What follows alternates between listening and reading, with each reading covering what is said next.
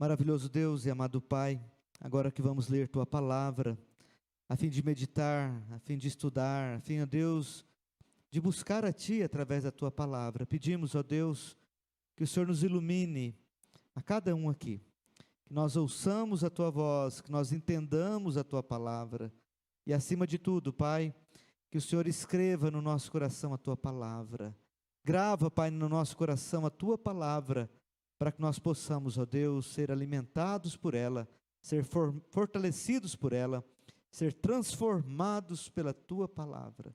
Ó Espírito Santo de Deus, Deus triuno, nós aqui estamos nesse instante e te pedimos que o Senhor possa me usar com a Tua graça e que o Senhor possa me usar com amor, com poder e que o Senhor venha, Pai, falar à Tua igreja através de mim, que não fale eu por mim mesmo, mas que o Senhor fale através da minha vida. Em nome de Jesus, amém e amém. Salmo 139. Diz assim a palavra do nosso Deus: Senhor, Tu me sondas e me conheces. Sabes quando me assento e quando me levanto. De longe penetras os meus pensamentos. Esquadrinhas o meu andar e o meu deitar, e conheces todos os meus caminhos. Ainda a palavra me não chegou à língua, e Tu, Senhor, já a conheces toda. Tu me cercas por trás e por diante, e sobre mim pões a mão. Tal conhecimento é maravilhoso demais para mim, é sobremodo elevado, não o posso atingir. Para onde me ausentarei do Teu Espírito? Para onde fugirei da Tua face? Se subo aos céus, lá estás. Se faço a minha cama no mais profundo abismo, lá estás também. Se tomo as asas da alvorada e me detenho nos confins dos mares, ainda lá me haverá de guiar a Tua mão e a Tua destra me susterá. Se eu digo, as trevas com efeito me encobrirão e a luz ao redor de mim se fará noite, até as próprias trevas não te serão escuras. As trevas e a luz são a mesma coisa. Pois Tu formaste o meu interior, Tu me teceste no seio de minha mãe. Graças te dou, visto que por modo assombrosamente maravilhoso me formaste. As Tuas obras são admiráveis, e a minha alma o sabe muito bem. Os meus ossos não te foram encobertos, quando no oculto fui formado e entretecido, como nas profundezas da terra. Os Teus olhos me viram a substância ainda informe, e no Teu livro foram escritos todos os meus dias, cada um deles escrito e determinado, quando nenhum deles havia ainda. Que preciosos para mim, ó Deus, são os Teus pensamentos, e como é grande a soma deles. Se os contasse, excedem os grãos de areia. Contaria, sem jamais chegar ao fim. Tomara, ó Deus, desses cabo do perverso. Apartai-vos, pois, de mim, homens de sangue. Eles se rebelam insidiosamente contra Ti, e como Teus inimigos falam malícia. Não aborreço eu, Senhor, os que Te aborrecem, e não abomino os que contra Ti se levantam. Aborreço-os com ódio consumado, para mim são inimigos de fato. Sonda-me, ó Deus, e conhece o meu coração. Prova-me e conhece os meus pensamentos. Vê se há em mim algum caminho mau, e guia-me pelo caminho eterno. Até aqui, irmãos. A maneira mais fácil de conhecer alguém é se relacionando com essa pessoa. E da mesma maneira que nós podemos conhecer os nossos semelhantes, também nós temos a capacidade de conhecer a Deus. Essa capacidade, ela não é nossa por nossa própria vontade, mas ela é dada pelo Senhor. Deus, quando nos criou, Ele nos criou a sua imagem e a sua semelhança. E Ele nos fez e concedeu a nós algumas características próprias dEle. Essas características levam o nome de atributos. Atributos também significa qualidades, qualificações, ou aquelas expressões mais específicas de um ser, no caso de Deus. E os atributos, as qualidades, as características de Deus, elas são classificadas em duas classes, ou em dois tipos. Existem os atributos incomunicáveis. Aqueles atributos, aquelas qualidades que só pertencem a Deus, que são dele e ele não compartilhou com a humanidade quando ele a criou. Mas há também os atributos comunicáveis, aqueles que Deus concedeu ao homem, à humanidade, quando ele a fez. Hoje nós vamos falar sobre os atributos incomunicáveis, aquilo que é somente pertencente a Deus. Deus não repartiu com a sua criação, mas é algo próprio dele, exclusivo dele, pertence só a ele. E a palavra que nós lemos, irmãos, é um registro inspirado por Deus através do rei Davi, e aqui nós encontramos alguns atributos incomunicáveis da parte de Deus.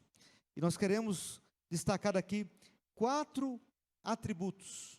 Existem mais, mas como nós vamos ministrar nesse texto, nós vamos ver os atributos incomunicáveis que estão aqui nesse texto. O primeiro atributo incomunicável que o texto apresenta é a onisciência de Deus.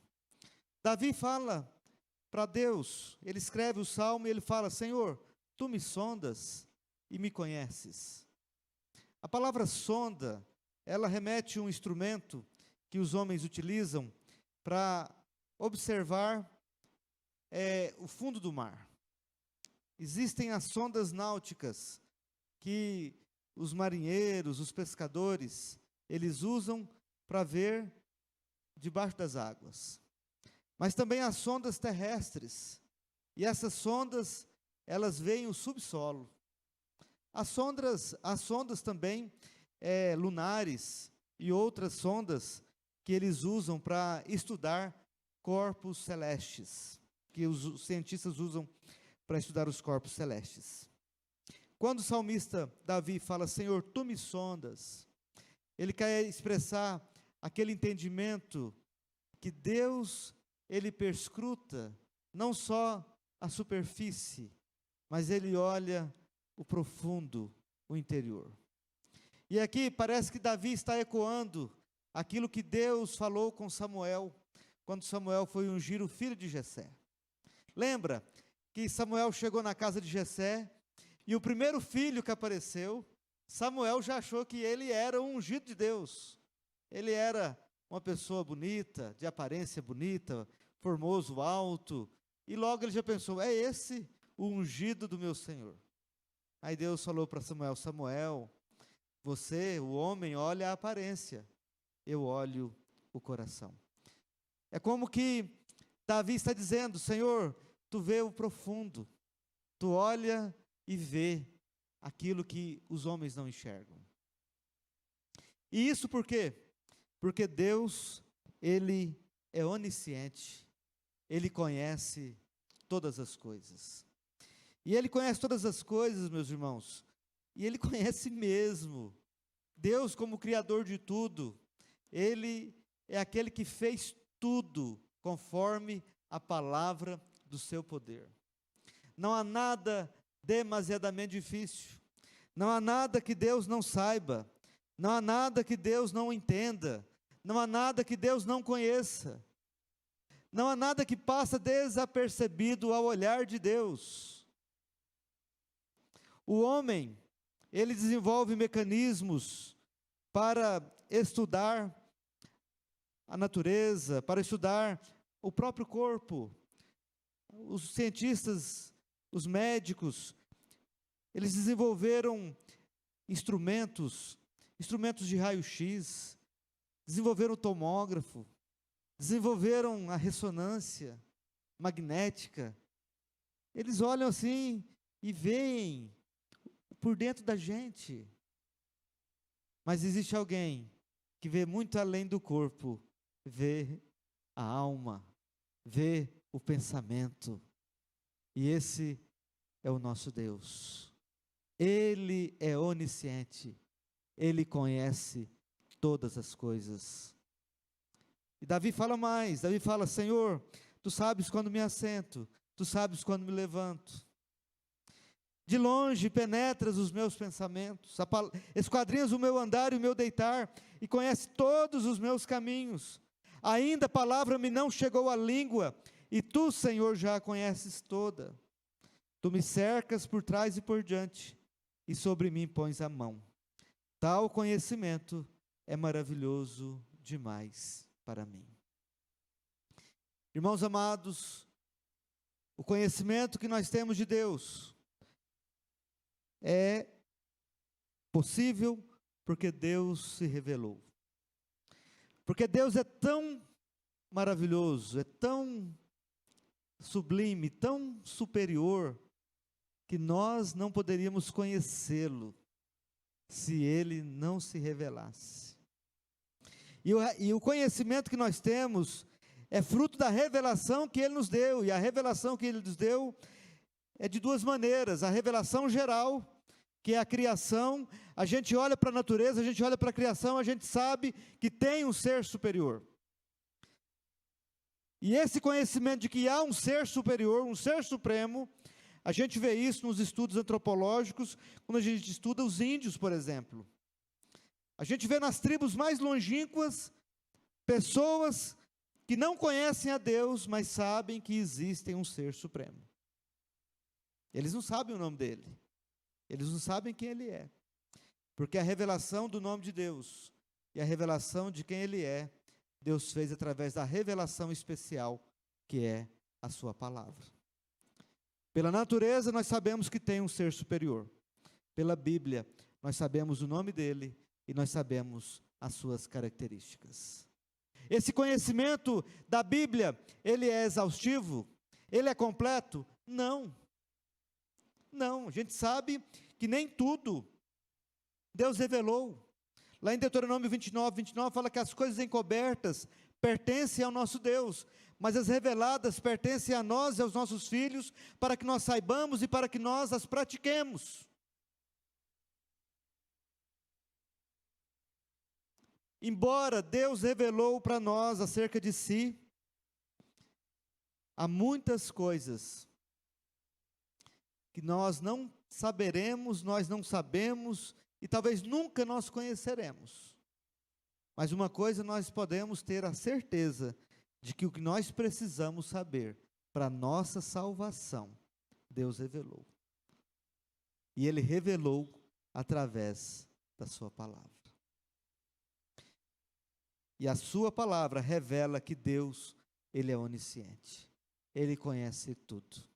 O seu pensamento, a sua palavra, antes dela chegar na língua, o Senhor já sabe tudo. O Senhor te conhece por dentro e por fora.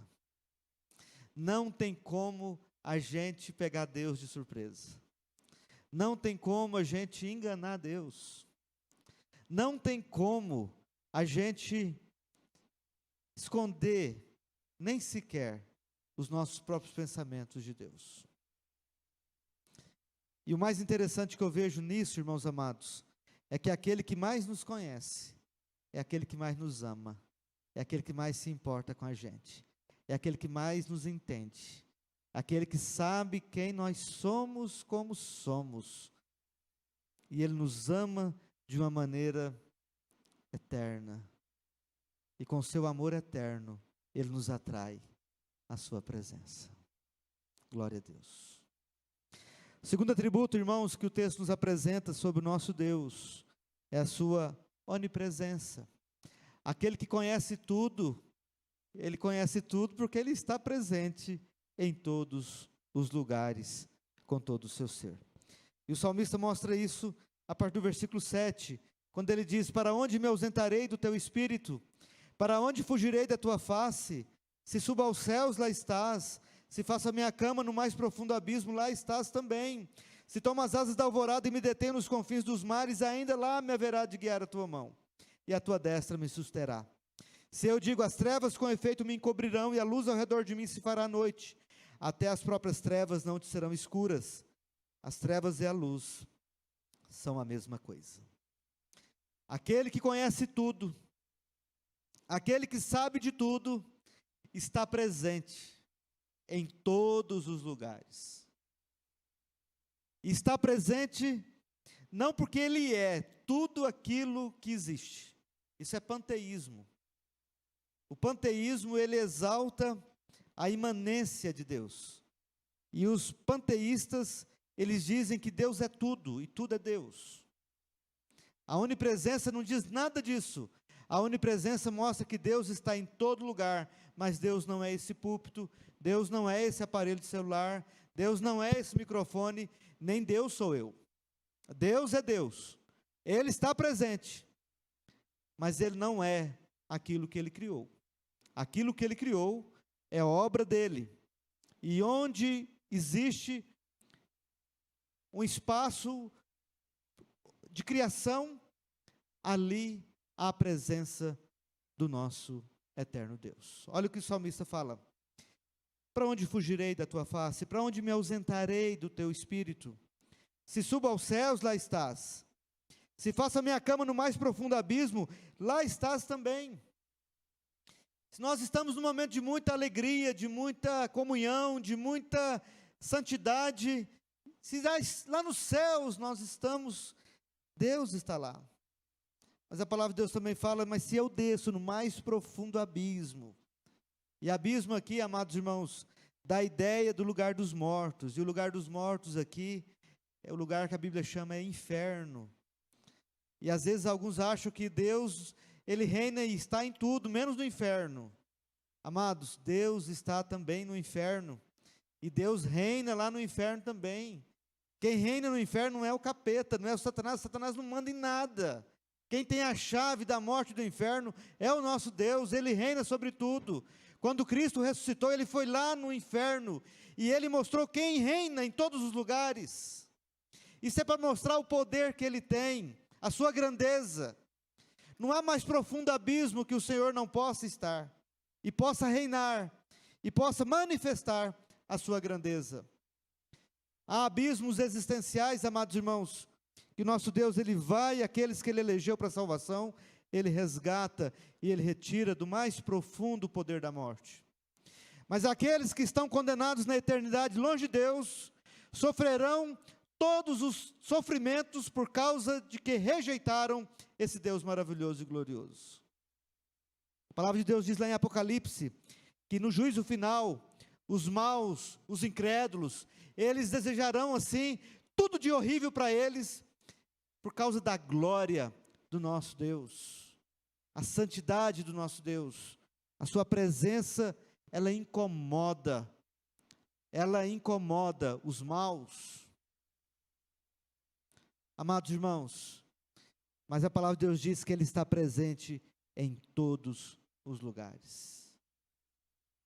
Amados, se a onisciência nos traz aqui aquela aplicação do grande amor de Deus por nós, e o seu conhecimento da nossa natureza tão falha, a sua onipresença nos ensina algumas lições importantes. A primeira delas é que Deus está presente para perdoar, para salvar. Como Jesus disse, quando Ele veio a primeira vez e algumas cidades rejeitaram Ele, e os apóstolos falam: Senhor, manda fogo do céu e destrói essas cidades. Jesus disse: eu vim, o Filho do Homem veio para salvar. Ele veio para salvar. A segunda vez Ele há de julgar. Hoje Ele está diante de nós como Salvador. E Ele coloca diante de nós uma chance de perdão, de arrependimento e de vida abundante. Aqueles que se prostram, que creem, recebem dEle todos esses benefícios. E nós devemos cuidar para que nosso coração seja um coração cheio de fé. Fé em Jesus. Nosso coração seja um coração morto para as coisas do pecado. E que nós saibamos que a presença de Deus está aqui e nós podemos usufruir dela para a nossa salvação.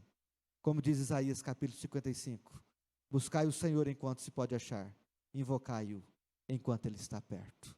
O Senhor está presente, o Senhor está perto, o Emanuel, o Deus conosco, e esse tempo é tempo de salvação.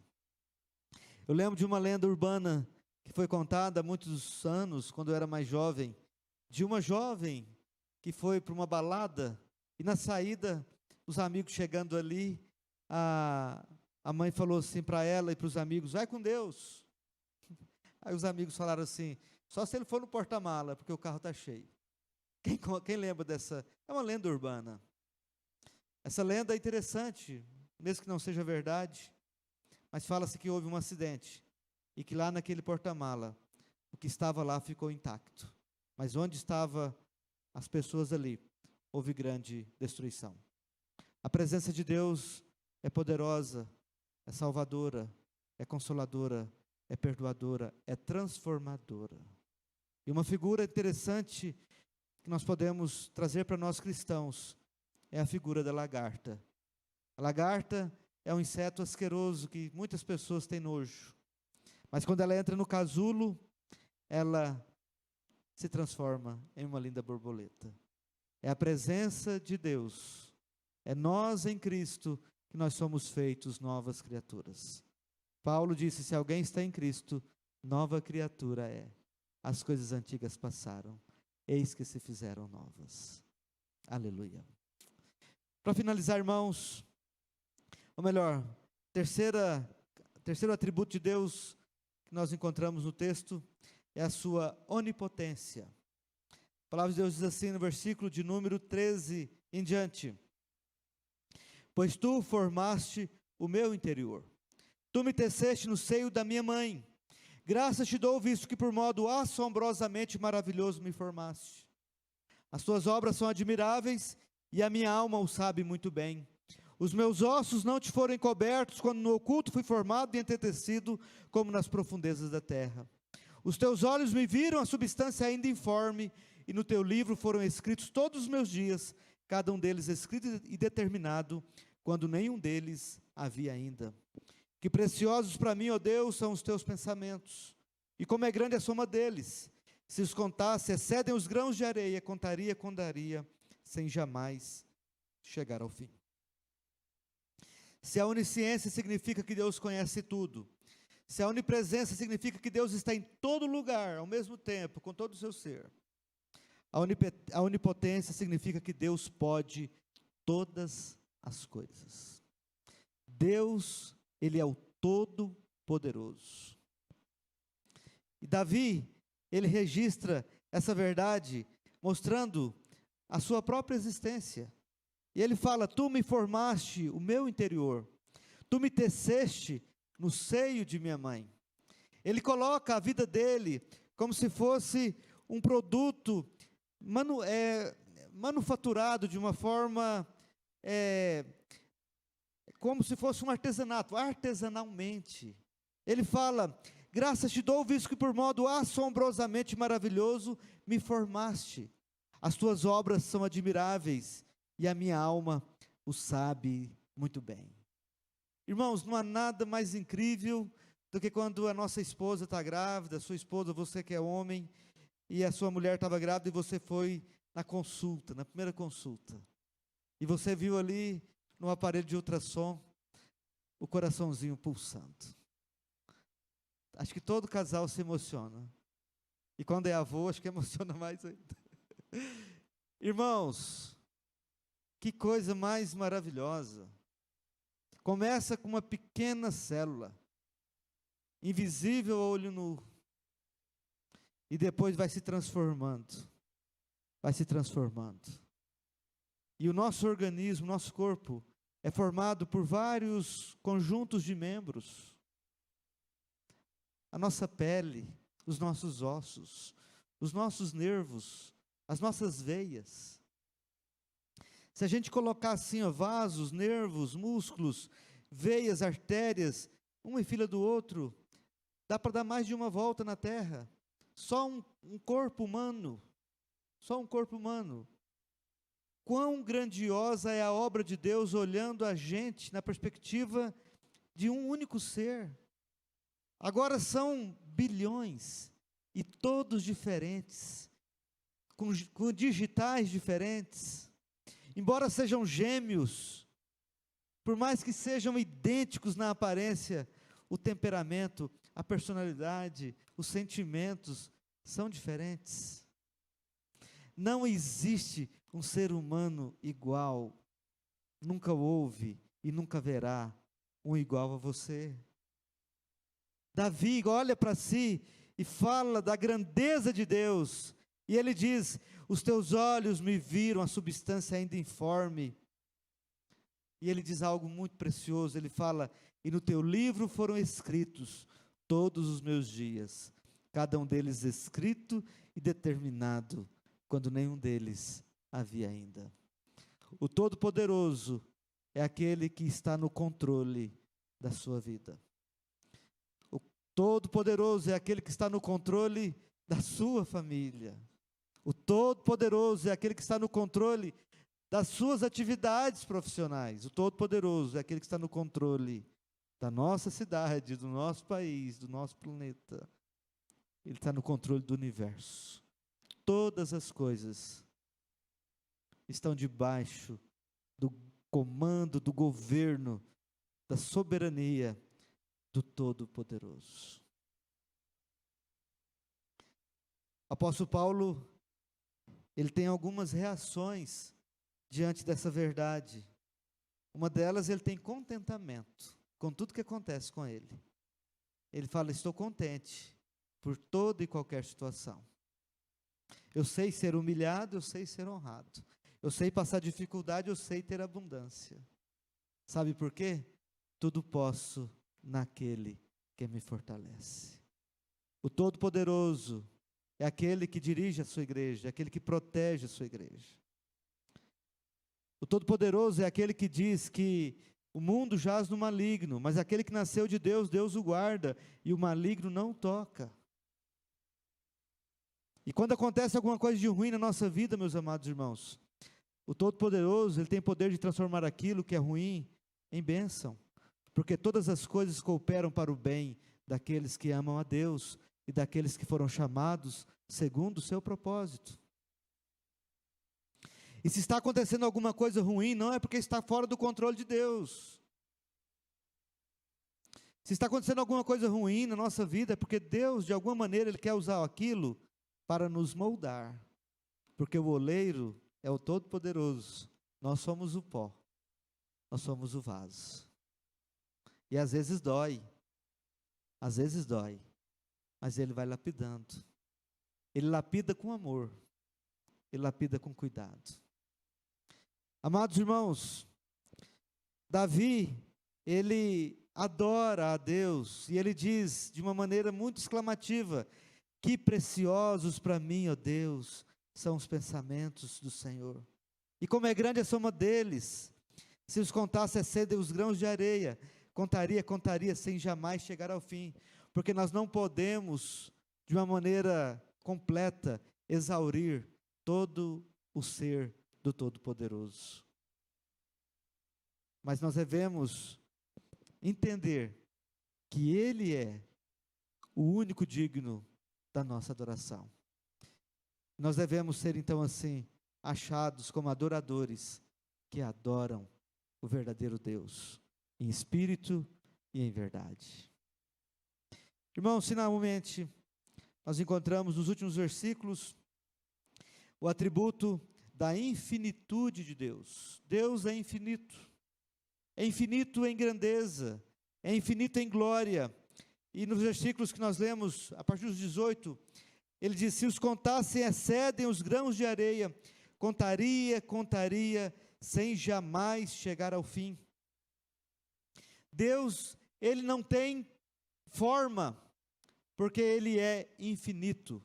E toda forma que alguém pudesse colocar a Deus, por maior que essa forma pudesse ser, ela ainda é pecado, porque ela diminuiria o tamanho de Deus. Deus é infinito, ou seja, Ele não tem fim.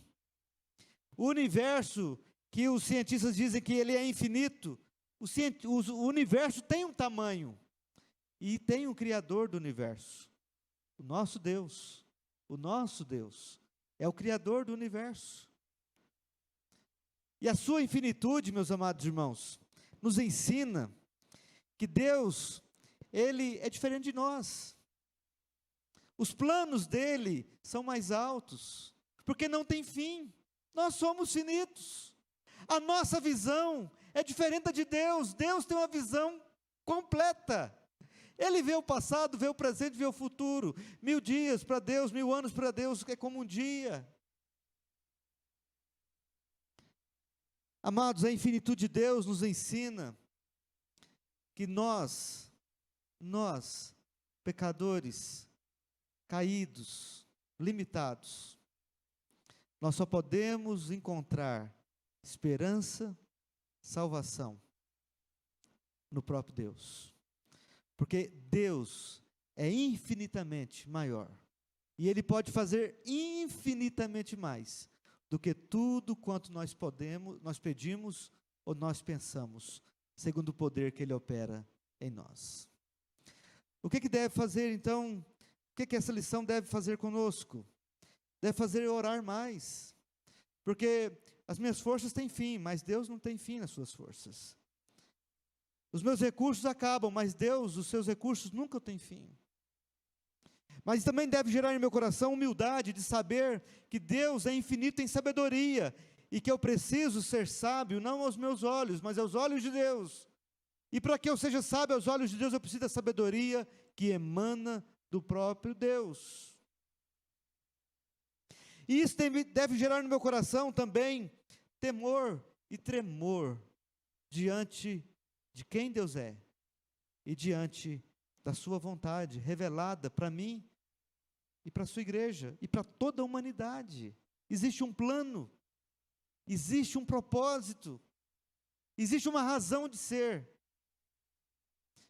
Então, naturalmente, nós devemos ter aqui, como Davi expressou as suas disposições diante desse Deus onisciente, onipresente, onipotente, desse Deus infinito. Ele demonstra uma total disposição de não ter comunhão com aqueles que são contrários a Deus. Irmãos, trevas e luz não se associam. Se as luzes se apagarem, a escuridão entrará aqui nesse lugar. Do mesmo jeito, se as luzes se acenderem, a escuridão vai embora. A Bíblia diz que você é luz do mundo. A Bíblia diz que você é sal da terra. E a Bíblia diz que não há comunhão entre luz e trevas. Então nós devemos saber, e nós devemos entender, que Davi tem uma atitude que deve nos instruir, de não se associar com aqueles perversos que se levantam insidiosamente contra Deus e falam malícia contra Deus. E o que eu devo fazer? Uma guerra? Devo sair matando essas pessoas? Não. Eu devo orar por elas. Mas eu devo ter uma postura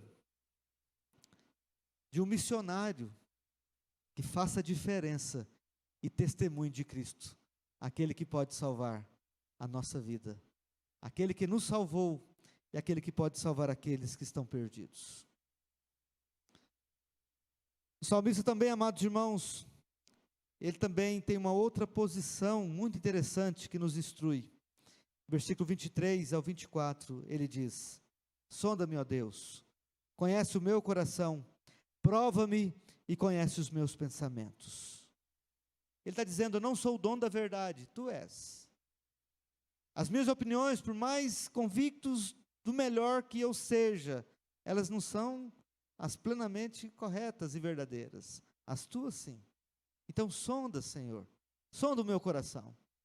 E antes de você se firmar tanto nos seus conceitos e nas suas opiniões, que você dê um passo atrás e procure firmar-se na vontade revelada de Deus. Que você esteja firmado naquilo que Deus revelou na sua palavra. Que a palavra de Deus seja realmente a única regra para a sua fé e para a sua conduta. Alto lá, diga a Deus: sonda-me, ó Deus, e conhece o meu coração.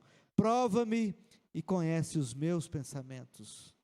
Vê se há em mim algum caminho mau e guia-me pelo caminho eterno.